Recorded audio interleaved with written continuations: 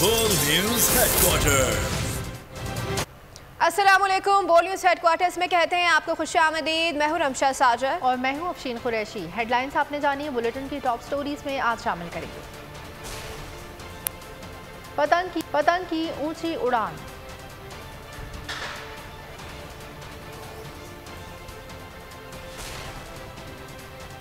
इंतखाबी नताइज मुस्तरद, मुल्कीर एहतजाज की कॉल,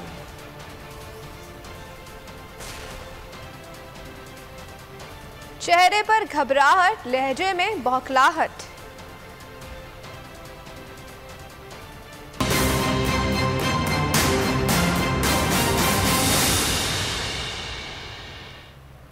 ये सब भी होगा। सबसे पहले आपको बताएंगे कि एमक्यूएम पाकिस्तान ने अपनी नशिस्त दोबारा जीत ली है। एनए 240 में एमक्यूएम पाकिस्तान के उम्मीदवार मोहम्मद अबू बकर कामयाब हो गए हैं। टीएलपी के उम्मीदवार दूसरे नंबर पर रहे।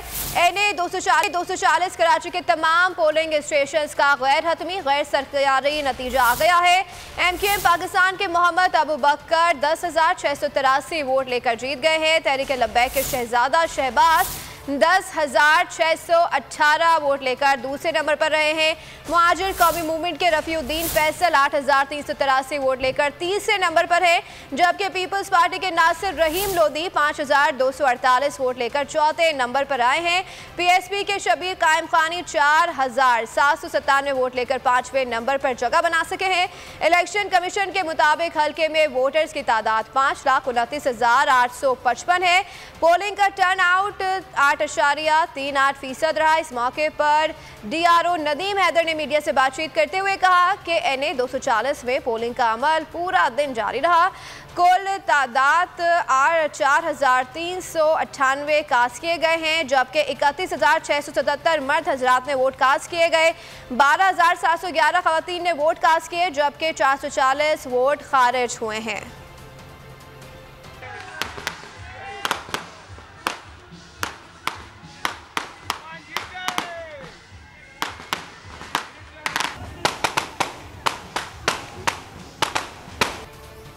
एनए 240 में सारा दिन रहने वाली सूरत हाल पर रहनुमा एमक्यूएम ख्वाजा इजहारुल हसन कहते हैं कि पोलिंग स्टेशंस में घुसकर जो जुल्म किया गया उसकी मजम्मत करते हैं। एक जमात का कारकुन भी जाबहक हुआ है। हमारे कारकुनान को जख्मी करने वालों के खिलाफ कानूनी चाराजोई करेंगे। किसी को शहर का अमन तबाह करने की इजाज़त नहीं देंगे। इस अमन के क़याम के लिए सबसे ज़्यादा कुर्बानियाँ एमक्यूएम पाकिस्तान की हैं। बाकी लोग तो एड़ा बनकर पेड़ा खाने आ गए हैं। जीत का सहरा शौदा के नाम करते हैं। जिस तरीके से एमक्यूएम मुखालिफ जमातों ने गुंडागर्दी और जिस तरीके से पोलिंग स्टेशन के अंदर घुसकर अपनी रिवायत और अपनी असलियत और अपनी खसलत को दिखाया है, वो काबिल मजम्मत है। हमारे जितने जख्मी कारकुनान हैं, हम उनके ऊपर जिन्होंने तशद्दुद किया, बराए नाम हम उनके ऊपर दहशतगर्दी की FIR दर्ज कराएंगे। और एक जमात का एक कारकुन शहीद भी हुआ। ये काबिल मजम्मत वाक़यात हैं कि किसी भी तरीके से कराची के अमन को किसी भी नारे और किसी भी नाम पर तबाह होने नहीं दिया जाएगा। इस अमन के क़याम के लिए सबसे ज़्यादा कुर्बानियाँ मुत्तहदा कौमी मूवमेंट के कारकुनान की हैं। बाकी तो आप हेड़ा बन के पेड़ा खाने आ गए यहाँ पर। तो आप लोग इस शहर के अमन और अमान को हम ख़राब करने नहीं देंगे। और ये जीत न सिर्फ डिप्टी इकबाल भाई की नशिस्त थी, बल्कि हमारे तमाम इस जीत का सहरा हमारे शहीदों को जाता है, असीरों को जाता है। टीएलपी के सरबराह अल्लामा साद रिजवी ने एनए 240 कराची के ज़िमनी इंतखाब के नताइज मुस्तरद कर दिए। अल्लामा साद रिजवी ने कराची में प्रेस कॉन्फ्रेंस करते हुए कहा कि रातों रात DMC का अमला तैनात किया गया। अमले की मिली भगत से मुख्तलिफ पोलिंग स्टेशन पर धांधली की गई। ये सब कुछ इलेक्शन कमीशन के किरदार पर बहुत बड़ा सवालिया निशान है। ये जहाँ हमें अक्सरियत थी वहाँ हमारे वोट मुस्तरद किए गए। नताइज रोक कर हमारे खिलाफ पार्टी को जितवाया गया। हमारी काउंटिंग की तरफ जा रहे हैं। हम हर फोरम पर अपने वोट पर पहरा देंगे।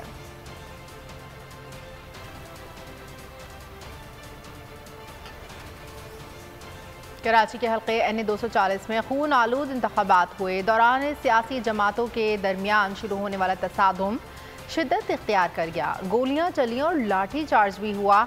PSP और TLP के इंतखाबी कैंपों पर फायरिंग के वाक़यात पेश आए। इलाके में कशीदगी फैली तो रेंजर्स की भारी नफरी तलब कर दी गई। पुरतशद्दुद वाक़यात में एक शख्स जाँ बहक और 4 अफराद जख्मी हो गए। गोलियां चल गईं, लाठियां बरस पड़ी, लातों घूंसों का बेतरीक इस्तेमाल, शदीद हंगामा राई से भरपूर। कराची NA 240 के ज़िमनी इंतखाबात।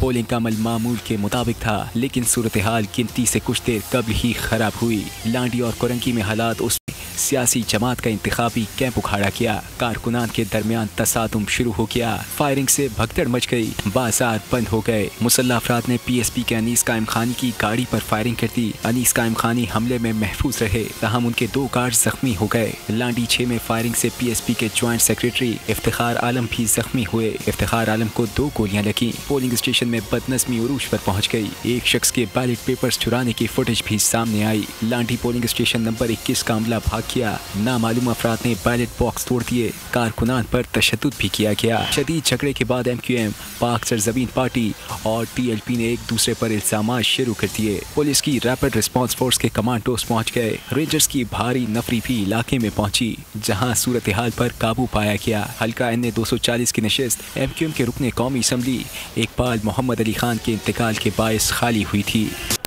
खबरों में आगे देखिए।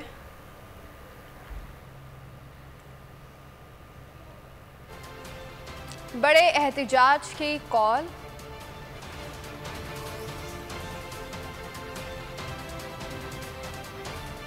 और दिलबर्दाश्ता अवाम। कराची के ज़िमनी इंतखाब के दौरान पुरतशद्दुद वाक़यात। PSP की जानिब से मुखालिफ जमातों पर इल्ज़ामात। चेयरमैन PSP मुस्तफ़ा कमाल MQM और TLP पर चढ़ दौड़े। बोले इन्होंने हम पर हमला किया, इन्हें सबक सिखा देंगे। अनीस कायम खानी ने कहा कि लांडी में इनकी गाड़ी पर फायरिंग की गई। खुदा का शुक्र है वो बाल बाल बच गए। हमारे साथियों को डंडों से सरियों से और मारना शुरू कर दिया। वहाँ हमारी भी जमात है। TLP के साथ ये माजरा सारा TLP वालों को असल में अभी जो है वो दिमाग उनके ठिकाने आए नहीं है और इनको हम ठीक कर देंगे। तनाज़े तो ये कर रहे हैं डेफिनेटली। ये सारी चीजें करके इन्होंने मारपीट करके सुबह से अब पोलिंग को रुकवाने की कोशिश की है, जैसे कि इनको पता है कि लोग इनको वोट नहीं डाल रहे, इनको जूते मारेंगे लोग इंशाल्लाह। अच्छे लांडी के एक इलाका अंसारी मोहल्ले में एक पोलिंग स्टेशन पे हमारा चीफ पोलिंग एजेंट है फरहान अंसारी भाई, वो धांधली को रोक रहे थे। MQM के लोगों ने उन्हें यरगमार बना लिया। मुस्तफ़ा कमाल साहब और मैं गए, हमने उन्हें छुड़वाया वहाँ से। इसी दौरान TLP के भी लोग आ गए, उन्होंने भी जो है जो उनकी तरीक़ाकार है उन्होंने जो है वो हंगामा राई की। उसके बावजूद हमने अमन किया। पुलिस आ गई। मैं वापस आ रहा था और मुस्तफ़ा कमाल साहब वापस आ रहे थे तो हमारी गाड़ी पर स्ट्रेट फायर मारे। 4 मेरी गाड़ी पे लगे हैं, 2 मुस्तफ़ा भाई की गाड़ी पे लगे। रहनुमा MQM अमीनुल हक कहते हैं कि दिन भर पुरअमन माहौल में इंतखाबी अमल जारी था। 3 बजे के बाद हार देखते हुए एक पार्टी ने मुख्तलिफ पोलिंग स्टेशन पर हमले किए। कारकुनों को निशाना बनाया गया। बोल से बातचीत में कहा कमाल और जमाल की पार्टी की पिछले 4 साल से इंतखाबात में जमानत जब्त हो रही है। बोले MQM के कारकुन पुरअमन थे। PSP और TLP के कारकुनों ने हंगामा किया और झगड़े किए। MQM पुरअमन तरीके से इंतखाबी मुहिम चला रही थी और आज सुबह अगर पोलिंग का अमल शुरू होता 8 बजे से लेकर 3 बजे तक बिल्कुल पुरअमन माहौल था। लेकिन हुआ क्या, 3 बजे के बाद एक मखसूस सियासी पार्टी ने मुख्तलिफ पोलिंग कैंपों के ऊपर, मुख्तलिफ पोलिंग स्टेशन पर हमारे कारकुनों पर हमलावर हुए और फिर हमारे 1 दर्जन से ज्यादा कारकुन अब तक जख्मी हो चुके हैं। एक मखसूस सियासी पार्टी को जब अपनी हार नजर आना शुरू हो गई तो उन्होंने एक ऑर्गेनाइज और सिस्टमेटिक तरीके से हंगामा राई की कोशिश की है। ट्रेंड देखेंगे, कराची का ट्रेंड देखेंगे पिछले 4 साल से 5 साल से क्या हो रहा है कि ये जो कमाल और जमाल साहब की पार्टी है ये हर इलेक्शन में 2018 का इलेक्शन हो जमानत जब्त, 2019, 20, 21 में जितने भी बाई इलेक्शंस में जमानत जब्त। 2 मुख्तलिफ सियासी पार्टियां TLP और PSP का आपस में फायरिंग का तबादला हुआ। अब अपनी हार को देखते हुए एक ड्रामा क्रिएट करने की कोशिश कर रहे हैं। MQM के पुरअमन कारकुनान के ऊपर हमलावर हुए। MQM पुरअमन सियासी जमात है, पुरअमन तरीके से अपनी सियासी जद्दोजहद पर यकीन रखती है। तहरीक लब्बैक पाकिस्तान के रहनुमा गुलाम गौस बगदादी ने दावा कर दिया कि एनए 240 के हल्के में टीएलपी का वोट बैंक से ज्यादा है। बोल के प्रोग्राम मेरी जंग में गुफ्तगू करते हुए उन्होंने कहा कि हम साद रिजवी की गाड़ी पर फायरिंग का मुकदमा दर्ज करवाएंगे। अवाम को बताना यह है कि ऐसी सियासत से अपने आप को दूर रखना है। अगर ये कहते हैं कि इलेक्शन नहीं हुए तो ये फॉर्म 45 लेकर आ जाएं। इंशाअल्लाह देखें, हमारा और ज्यादा मजबूत वोट है और आप जो है वो सुबह से अपनी पोजीशन देखकर स्ट्रेट फायर कर रहे हैं इतने अजीम बाइट के ऊपर, तो जाहिर सी बात है ये अफसोसनाक पहलू है, इस पर मुकदमा दर्ज होगा, जरूर होगा। इन चीजों से अब हमने बाहर आना है और कराची की आवाम को ये बताना है कि ऐसी सियासत से अपने आप को दूर रखना है। ये कहते हैं इलेक्शन नहीं हुए तो लाएं फॉर्म 45, हम भी अपने फॉर्म 45 लेकर आते हैं। एनए 240 में फायरिंग और तशद्दुद करने वालों को गिरफ्तार करें, अमन खराब करने वालों से सख्ती से निपटे। वज़ीर आला सिंध ने IG सिंध को हिदायत कर दी। वज़ीर इत्तलात शर्जील मेमन कहते हैं कि कुछ लोगों ने आखिरी घंटे में धांधली करने की कोशिश की। सिक्योरिटी इदारों ने बाद में सूरत हाल कंट्रोल कर ली थी। कराची पुलिस चीफ ने बोल को बताया कि कई अफराद को गिरफ्तार किया गया है। सिंध हुकूमत भी एक्शन में आ गई। वज़ीर आला सिंध मुराद अली शाह ने IG सिंध को फ़ोन किया और अमन अमान की सूरत हाल ख़राब करने वालों से सख्ती से निमटने की हिदायत कर दी। वज़ीर आला ने कहा जिसने इलेक्शन में खलल डाला उसे गिरफ्तार किया जाए। बोल से बातचीत करते हुए वज़ीर इत्तलात शर्जील मेमन ने बताया कि धांधली की कोशिश पर हालात ख़राब हुए। कुछ लोगों ने धांधली करने के चक्कर में बदमाशी की है और चीफ मिनिस्टर सिंध ने सख्ती से हिदायत की है किसी भी पॉलिटिकल पार्टी का हो जो भी गलत काम कर रहे हैं उनको फौरी तौर पर गिरफ्तार किया जाए। ये कुछ लोगों को हिरासत में लिया गया जिसे सिक्योरिटी इदारों ने कंट्रोल कर लिया। बोल से बातचीत करते हुए कराची पुलिस चीफ जावेद आलम ओठो ने कहा हंगामा आराई में मुलव्विस अनासिर को गिरफ्तार करेंगे। इस पोलिंग स्टेशन से कुछ दूर जो पार्टी ऑफिस था वहाँ पे ये वाकया पेश आया जहाँ पे दो पार्टी के वर्कर्स एक दूसरे से आजादाना तौर पर मुक्कों का इस्तेमाल लाठियों का पहले किया है, बाद में फायरिंग की है। इंशाल्लाह इन सब को हम पिक करेंगे और इन सब के खिलाफ कानूनी कार्रवाई करें। कराची के हल्के एनए 240 के ज़िमनी इंतखाब में पोलिंग खत्म होने से कुछ देर पहले झगड़े शुरू हुए थे। मुल्क में पेट्रोलियम मसवात और बिजली कीमतों में इजाफे के खिलाफ चेयरमैन तहरीक इंसाफ इमरान खान का इतवार के रोज मुल्की एहतजाज का ऐलान। इमरान खान ने इतवार की रात 9 बजे मुल्की एहतजाज की कॉल दे दी है। वीडियो पैगाम में कहा कि कौम इतवार की रात 9 बजे एहतजाज के लिए बाहर निकले। इस तमाशे के खात्मे के लिए सबको बाहर आना होगा। सियासी जमातों को भी पुरअमन एहतजाज में शिरकत की दावत दे रहा हूँ। पुरअमन एहतजाज करना हमारा आईनी और जमहूरी हक है। ये भी बोले कि आज जो मुल्क में महंगाई है वो कभी नहीं थी, अगर हम बैठे रहे तो महंगाई मजीद बढ़ेगी। वाज़ेह किया कि इतवार को 10 बजे वीडियो लिंक पर आवाम से खिताब करूँगा।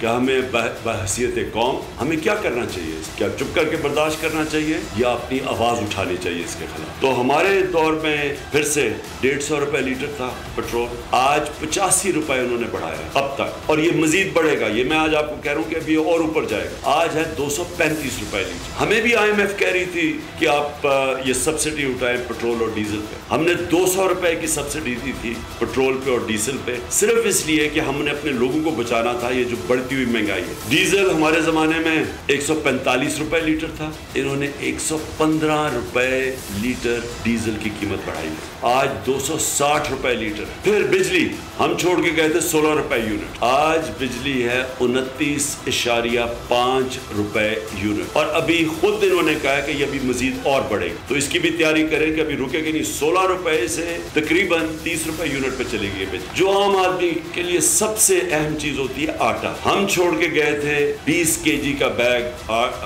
थैला 1100 पे, आज वो पहुंच गया 1500। जो डॉलर था हमारे वक्त पे 178 रुपए का था, आज डॉलर पहुंच गया है 208 रुपए।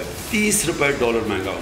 अब इसके जो असरात अभी जितनी भी आपको मैंने महंगाई बताई है ये इससे अब बहुत बढ़ेगी जब आहिस्ता जब रुपया गिरता है और जब डॉलर महंगा होता है और डॉलर में चीजें खरीदते हैं तो ये भी तेल और महंगा होगा। इसका मतलब डीजल, पेट्रोल, बिजली ये सब और महंगे होंगे। कि मैं आज सबको आज दावत दे रहा हूँ इस एहतजाज में शिरकत करें। मैं तो बल्कि पॉलिटिकल पार्टीज को दावत दे रहा हूँ। मैं तो आम अपनी ख्वातीन को जो आप घर में देख रही हैं कीमतें बढ़ते हुए, मैं आप सबको दावत दे रहा हूँ, पुरअमन एहतजाज करना हमारा हक है, ये हमारा जमहूरी हक है, ये हमारा आइन हमें हक देता है और हमने हमेशा पुरअमन एहतजाज किया है। और इंशाल्लाह इतवार को आप सब ने निकलना और मैं इंशाल्लाह इतवार को रात के 10 बजे वीडियो के जरिए आप सबसे बात। इमरान खान ने इम्पोर्टेड हुकूमत को एक बार फिर हदफ तनकीद बना दिया। बोले अगर आप मुल्क संभाल नहीं सकते थे तो इख्तिदार क्यों लिया? इनका इख्तिदार में आने का सिर्फ एक ही मकसद था, खुद पर कायम मुकदमात ख़त्म करवाना और NRO 2 लेना। उन्होंने साजिश को कामयाब बनाने के लिए हर तरह के इल्ज़ामात लगाए। महंगाई का रोना रोया, लोटे भी कहते थे कि हमें हल्के में जाने से शर्म आती है, अवाम का सामना किस मुँह से करेंगे। आज इनसे पूछता हूँ, जब मुल्क में रिकॉर्ड महंगाई है तो तुम्हें अब शर्म क्यों नहीं आती? सारा जो हमारे खिलाफ साजिश हुई थी, जो सारी अदम एतमाद हुई थी, जिस वजह से हमारे जो इत्तेहादिये हमें छोड़ के गए थे और जो फिर हमारे लोग लोटा हुए थे, उन सब ने एक चीज कही थी कि जनाब बहुत महंगाई हो गई, हमारे से हल्कों में जाया नहीं जा रहा। फजल रहमान सब एक ही बात कर रहे थे, मुल्क तबाह हो गया, इस नाअहल हुकूमत को गिराना चाहिए। लेकिन जो पाकिस्तान इकोनॉमिक सर्वे की जो रिपोर्ट है उसके मुताबिक ये पाकिस्तान के जो पिछले हमारे जो 2 साल थे, लेकिन इन दोनों पार्टीज ने कभी इस तरह का ग्रोथ रेट 2 साल मुसलसल नहीं की। ये छोड़ के कहते हैं तकरीबन $20 अरब, कभी इतना बड़ा खसारा पाकिस्तान में नहीं हुआ। हमने उसको तीसरे साल बिल्कुल नीचे ले आए। ये इन्होंने साजिश की, महंगाई का बहाना मारा, मकसद कुछ और था। पावर में आके ना इनको समझ आए कि माशरत को कैसे संभालना है, मकसद इनका सिर्फ एक NRO 2 लेना। जो इन्होंने चोरी की वो अब उस चोरी को खत्म करने के लिए जो सारी प्लानिंग थी कि नैब को खत्म किया जाए, नैब के जो इन्होंने अमेंडमेंट्स किए हैं वो सारी इनकी टॉप लीडरशिप की चोरी माफ अरबों रुपए की। और फिर FIA में जो केसेस में ओपन एंड शट केस था, बच ही नहीं सकता था शहबाज शरीफ, इसने FIA के ऊपर खुद बैठ के, और हमने देखा कि FIA में हुआ क्या है आज तक। और मैं चैलेंज करता हूँ कि कोई बताए इमरान खान ने करप्शन की और फिर इलेक्शन कमीशन के साथ मिलके इलेक्शन की धांधली करके फिर मुसल्लत हो जाए। और इनके जो सरबराह हैं उनको कोई फिक्र नहीं है पाकिस्तान में क्या होता है, क्योंकि इनके अरबों डॉलर मुल्क से बाहर पड़े हुए हैं। इनके 30 साल से इस मुल्क से मनी लॉन्ड्रिंग करके पैसे बाहर लेके गए। फर्क पड़ेगा इस जो जिसका जीना मरना पाकिस्तान में। एक पैगाम जाए इन लोगों कि अगर आप संभाल नहीं सकते थे इस मुल्क को तो क्यों इतनी साजिश की? अगर आज आप कह रहे हैं कि चीज बारूदी सुरंगें बना दी गई हैं, क्या आपको जरूरत थी कि एक मुल्क जो सही तरफ लगा हुआ था उसको क्यों आपने डिरेल किया? तब तो सारे लगे हुए थे कहने कि जी इसको क्यों इसने पेट्रोल की कीमत बढ़ाई और डीजल की और महंगाई क्यों कर रहा है? महंगाई मार्च हो रही थी हमारे खिलाफ। तो आज मैं सवाल इनसे पूछता हूँ कि जो आज आपने महंगाई की है, ये सारे मुल्क की तारीख में ऐसी महंगाई नहीं हुई, सिर्फ और सिर्फ अपने पैसे बचाने के लिए आप आए। हुकूमत का आवाम को बिजली का एक और झटका। नेपरा ने बिजली की फी यूनिट कीमत में ₹1.55 इजाफे की मंजूरी दे दी है।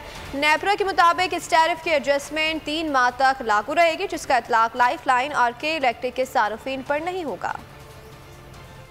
हम छोड़ के गए थे 16 रुपए यूनिट, आज बिजली है 29.5 रुपए यूनिट। और अभी खुद इन्होंने कहा कि ये अभी मजीद और बढ़े, तो इसकी भी तैयारी करें कि अभी रुकेगी नहीं। 16 रुपए से तकरीबन 30 रुपए यूनिट पे चलेगी बिजली। दुरुस्त हुआ कप्तान का खदशा, अवाम को मिला बिजली का झटका। हुकूमत ने अवाम को करंट लगा दिया। नेपरा ने बिजली ₹1.55 फी यूनिट महंगी कर दी। नेपरा ने सहमाही एडजस्टमेंट की मद में बिजली महंगी की। डिस्कोज ने नेपरा को बिजली की कीमतों में सहमाही एडजस्टमेंट की दरख्वास्त दी थी। ये इजाफा जुलाई 2022 से लागू होगा। नेपरा के मुताबिक इस टैरिफ की एडजस्टमेंट 3 माह तक लागू रहेगी। इसका इतलाक लाइफ लाइन और के इलेक्ट्रिक सारिफीन के अलावा डिस्कोज के तमाम सारिफीन पर होगा। हुकूमत ना रोजगार दे रही है ना कोई और सहूलत, बस हर रोज कोई ना कोई चीज महंगी करके आवाम पर मजालिम ढा रही है। लोग बिजली की कीमतों में इजाफे पर आग बगोला हो गए।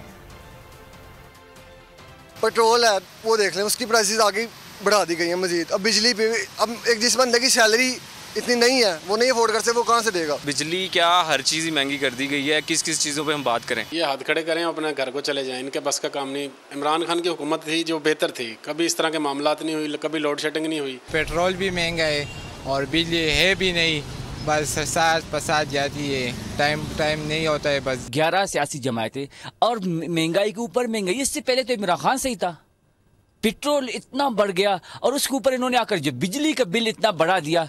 इंसान हैरान है, ये बिल जमा करे, चलो ठीक है मोटरसाइकिल छोड़ दो, पैदल चलो, लेकिन बिजली कैसे छोड़ दे? जमहूरी हुकूमत दोबारा से आ रही है, लेकिन ये तो फिर एक IMF की हुकूमत निकली। आवाम पे फिर अभी बिजली महंगा कर दिए, कल पेट्रोल महंगा किया, तो आवाम तो बस मर ही रहे। एक ही दफ़ा मार दे फिर गवर्नमेंट से अच्छा। पेट्रोल ने सेनेट में भी आग लगा दी है। अपोजिशन अरकान चेयरमैन के डाइस के गिर्द जमा हो गए, बजट नामंजूर के नारे लगाए। लीगी सेनेटर इरफान सिद्दीकी की तकरीर के दौरान शोर शराबा, एहतजाज के बाद अपोजिशन ऐवान से वॉकआउट कर गए। पेट्रोल महंगा क्यों किया? सेनेट में अपोजिशन आग पगोला। पेट्रोल ने ऐवान पाला में भी आग लगा दी। दौरान इजलास कहाँ है वजीर खजाना? आवाजें गूंजती रहीं। कहाँ पर है वजीर खजाना? मुझे बताए कहाँ पर है इनके वजीर? कहाँ पर सोए हुए हैं? किस बिल में छुपे हुए हैं? ये आए अवाम का सामना करें, आए पार्लियामेंट का सामना करें। रात को डाके मारते हैं चोरी छुपे अवाम की जेबों पर, और सुबह पार्लियामेंट में बैठना गवारा नहीं करते। ऑपोजिशन अरकान ने चेयरमैन के डाइस का घेराव भी किया। इजाफा नामंजूर, बजट नामंजूर के नारे लगाए। लीगी सेनेटर इरफान सिद्दीकी की तकरीर के दौरान खूब शोर शराबा किया। नारे बाहर, प्लीज तशरीफ रखें। Thank you sir, thank you. एहतजाज के बाद ऑपोजिशन ऐवान से वॉकआउट कर अब ये दोबारा बजट बनाने जा रहे हैं, क्योंकि इनसे पहला बजट सही नहीं बना था। रहनुमा PTI हमाद अजहर कहते हैं कि असल बजट IMF की हिदायत पर बनाया जाएगा। बजट के तहत इम्पोर्टेड हुकूमत अगले 3 माह में बिजली 80% महंगी करने जा रही है। मिफ्ता इस्माइल कहते हैं कि बिजली पर 12 रुपये कुल यूनिट होना चाहिए, अब 13 रुपये खुद बढ़ाने जा रहे हैं। इम्पोर्टेड हुकूमत ने अपनी नालायकी का नाम IMF रख दिया है। इमरान खान हुकूमत रूस से सस्ता तेल लेने के करीब थी। मुदाखलत इमरान खान हुकूमत के खिलाफ हुई और साजिश अवाम के खिलाफ हुई। पहले 45 दिन तो आपने फैसला साजी कोई नहीं की कि आपने रहना भी है यहाँ पे कि नहीं रहना, मुझे तो पता है। और अब भी आपका कोई दूर दूर तक आपको आपके पास कोई प्लान मौजूद नहीं है। जहाँ पे प्रॉब्लम आती है कीमत बढ़ा देते हैं, जहाँ पे प्रॉब्लम आती है लोड शेडिंग शुरू कर देते हैं। तो ये मामला IMF का तो नहीं है। IMF का चले फर्ज कर ले कि आप जो कहते हैं कि कहीं पे लिखा भी है कि जी ये करनी है, जो कि नहीं लिख, जो आपने स्केड्यूल दिया है कि बिजली जिस रफ्तार से आप बढ़ाने जा रहे हैं 80% अगले 3 माह में बिजली का बेस टैरिफ बढ़ने वाला है। और ये कहते थे हम बिजली का कुल यूनिट 12 रुपए करेंगे, मिफ्ता इस्माइल साहब कहते थे। और ये आते हैं और IMF का हमें राग सुना के चले जाते हैं, पुरानी हुकूमत ये, पुरानी हुकूमत वो, और हम ये वो। कोई कहता है जी वो चाय की प्याली आधी कर दो, कोई कहता है कि मैं कपड़े बेच दूंगा अपने। ये इस तरह तो मुल्क नहीं चलते, इस तरह की शोबाजियों से। वहाँ पे बजट पेश किया, अब बजट दोबारा बन रहा है क्योंकि वो बजट ठीक नहीं था, उसके फिगर जाहिर है किसी ने उसके फिगर नहीं मान। इम्पोर्टेड हुकूमत ने 20 दिन में 3 बार पेट्रोल की कीमत बढ़ाई। अवाम को खाने के लाड़े पलने लगे हैं। कहते हैं कि मेहनत मजदूरी करके दिन भर में 300 रुपए कमाते हैं, 250 पेट्रोल को देंगे तो बच्चों को क्या खिलाएंगे। नवाबशाह में रिक्शा ड्राइवर दिलबर्दाश्ता अपने ही रिक्शों को आग लगा दी। हैदराबाद में शहरी ने हुकूमत का गुस्सा मोटरसाइकिल पर निकाल दिया। हुकूमत का हर गुजरता दिन पाकिस्तान के लिए तबाही का बाइस बन रहा है। डॉलर काबू में है, ना ही महंगाई। इंटरबैंक में डॉलर 1 रुपये 21 पैसे महंगा हो गया। डॉलर तारीख की बुलंद तरीन सतह पर 207 रुपये 67 पैसे का हो गया।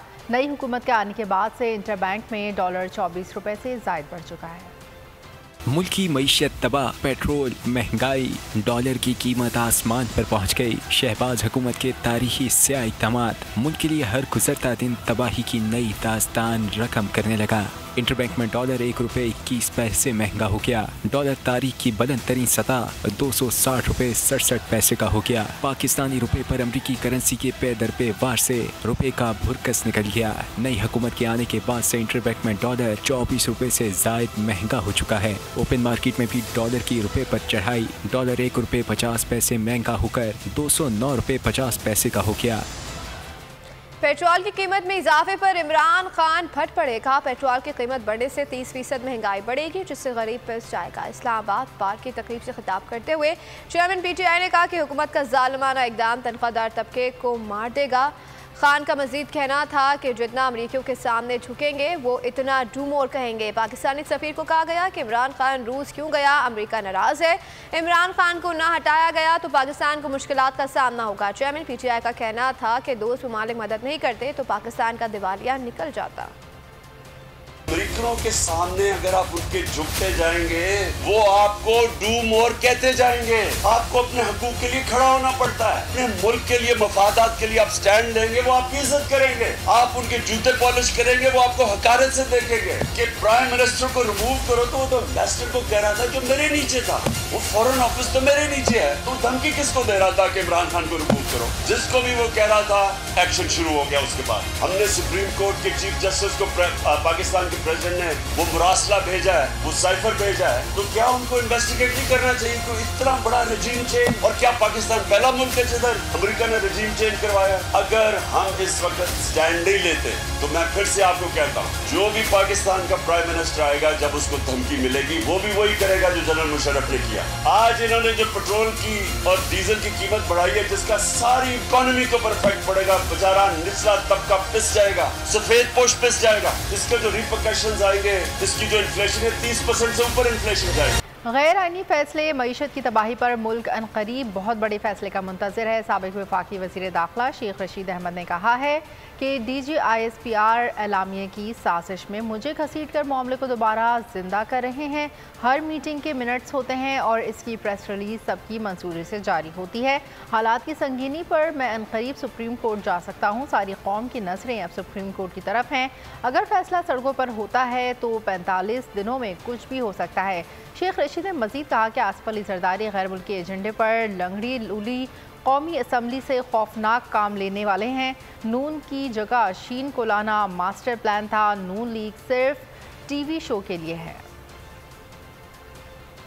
मुझे हैरत है कि DGISPR फिर से अलामिये को क्यों ज़ेरे बहस ला रहे हैं। कौमी असम्बली में कोई बजट पे तकरीर नहीं हो रही। जो ग्रैंड लोटा था, गोल्डन लोटा था, उसको लीडर ऑफ अपोजिशन बना दिया गया है। लोग चीख रहे हैं, चिल्ला रहे हैं, इनको इसकी कोई फिक्र नहीं है। वक्त साबित करेगा कि ये खास मकसद के लिए हुकूमत लाई गई थी। मैं पहले कहता था कि शीन आएगी और मास्टर प्लान में हुक्मरानी जो है, कागजी हुक्मरानी, बेवजन हुक्मरानी और बेअसर हुक्मरानी शीन को दी जाएगी और नून लीग को सिर्फ टीवी खेलने पर रखा जाएगा। सब्सक्राइब करें और बेल दबाएं ताकि कोई खबर रह न जाए।